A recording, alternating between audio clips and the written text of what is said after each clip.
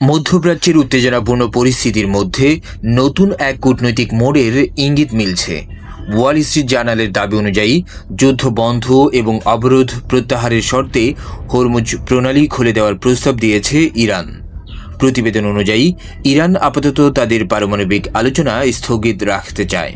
এর পরিবর্তে তারা 3 ধাপের একটি শান্তি পরিকল্পনা সামনে এনেছে, যা ইতোমধ্যেই আন্তর্জাতিক মহলে আলোচনার কেন্দ্রবিন্দুতে পরিণত হয়েছে। এই পরিকল্পনার প্রথম ধাপ হল তাৎক্ষণিক যুদ্ধবিরতি এবং ভবিষ্যৎ পুনরায় সংঘাত শুরু না হওয়ার নিশ্চয়তা, অর্থাৎ শুধু যুদ্ধ থামানো নয়, দীর্ঘমেয়াদী স্থিতিশীলতার গ্যারান্টি চাইছে তেহরান। সবচেয়ে গুরুত্বপূর্ণ বিষয় হল পুরো প্রক্রিয়া চলাকালে ইরান হরমুজ প্রণালীর উপর নিজেদের নিয়ন্ত্রণ বজায় রাখতে চায় বলে জানানো হয়েছে।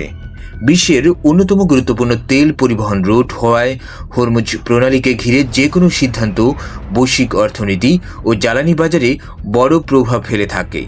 এখন প্রশ্ন উঠছে, এই প্রস্তাব কি নতুন শান্তির পথ খুলবে, নাকি এটি কৌশলগত চাপ সৃষ্টির আরেকটি পদক্ষেপ? বিশ্ব এখন তাকিয়ে আছে পরবর্তী প্রতিক্রিয়ার দিকে।